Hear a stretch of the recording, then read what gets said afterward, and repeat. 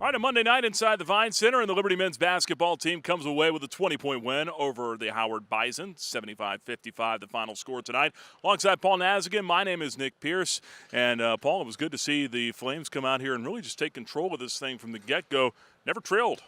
Yeah, a real impressive win. And, I was a little bit concerned, coming out of Saturday's game against Coteau Falls, which was really just kind of a cupcake, and I wondered, would they be able to kind of take the floor and raise their level of intensity against what could have been really a good athletic Howard team, and they really did right from the get-go, as you said. Jumped on them, never looked back. Impressive showing on both ends of the floor. Yeah, defensively really in the first half, then offensively the percentage went up in the second half shooting-wise. But let's talk about Caleb Holmesley tonight. 15 minutes for him. Also scoring-wise, Holmesley looking a little bit more like himself, 5 of 9 from the field with 15 points here tonight. Yeah, we were joking, he's got a minute restriction, but there's no point restriction. So he went out there and, really was instant offense, at a time when the team sort of hit a lull.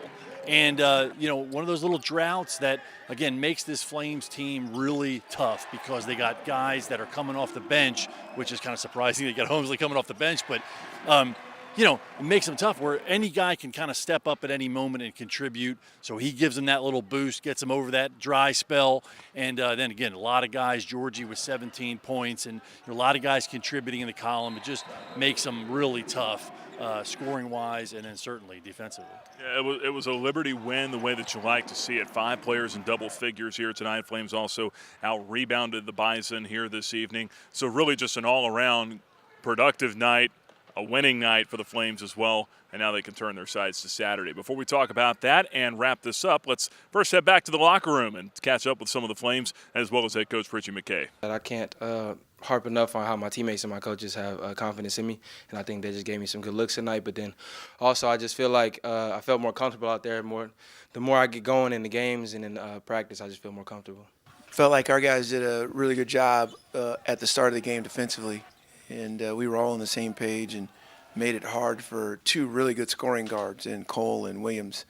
And then I think offensively we got into a rhythm on a few segments in the game, but we had a couple little hiccups where I felt like we were allowing missed shots to affect our defense. And as we continue to grow and develop, I hope that becomes something that we're able to recognize quickly and overcome it. Because if we do, we have enough talent on this team to be really competitive. We just try to play inside out.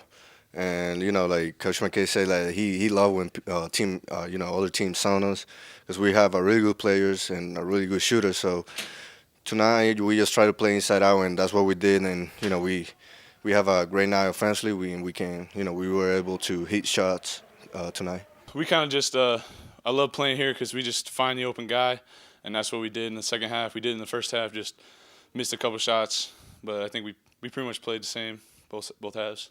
All right, Flames winners 75-55 here tonight. And, Paul, as you look at a couple of keys to this one here, we knew Howard was going to come out and play a good bit of zone here tonight. Flames were able to really out-scheme them on that end, I thought, and really attacked it well, especially in the second half, it seemed like. Yeah, they sure did. They were very patient, and ball movement was really good. They found gaps in the zone, either kind of to penetrate and draw people.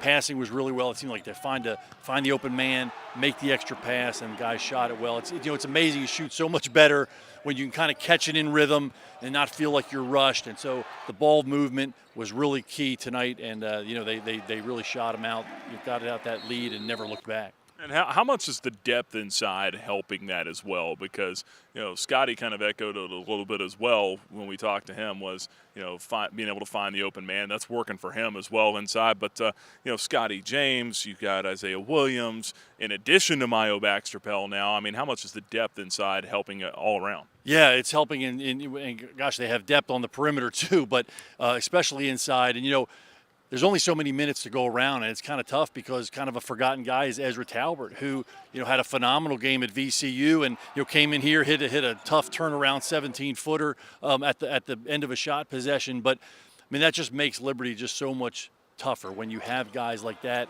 can go out, give 100%, and know when coach goes to his bench, there's not a whole lot of drop off when you got guys like Isaiah coming in and Mayo. And what's interesting is they're different players too. So you have depth, but each guy has a little bit of a different game.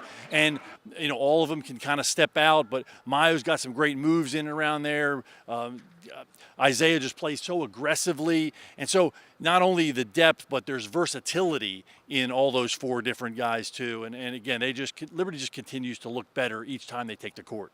Well, the Flames are now 5-2 on the season, playing a lot of home games here up front, which is always a nice thing. And play another home game coming up here this Saturday, Liberty and UNC Greensboro in the Vine Center at 1 o'clock. Old Big South Conference foe coming to Yeah, and it seems like, every time you probably got a good Greensboro story or two, don't you? Got some good Greensboro experiences, but that's really going to be tough. Tonight, they knew that Howard was going to be a good offensive team. They did a good job against R.J. Cole and their other scorers. But what you're going to see Saturday night is a team that can really do it on both ends of the floor. It's going to be a lot more difficult for Liberty to score, so it should be a war. But, again, they've got a good week to prepare for it. Should be an exciting game Saturday afternoon. Saturday afternoon, 1 p.m. tip-off here in the Vine Center. Front end of a doubleheader as well. The Lady Flames will be in action Saturday afternoon at 4 p.m. Liberty taking on Valparaiso. So make your plans to join us here in the Furnace coming up this Saturday. For now, on this winning Monday night, the Liberty Flames will celebrate the win 75-55 over the Howard Bison. For Paul Nazigan, my name is Nick Pierce for the Liberty Flames Sports Network.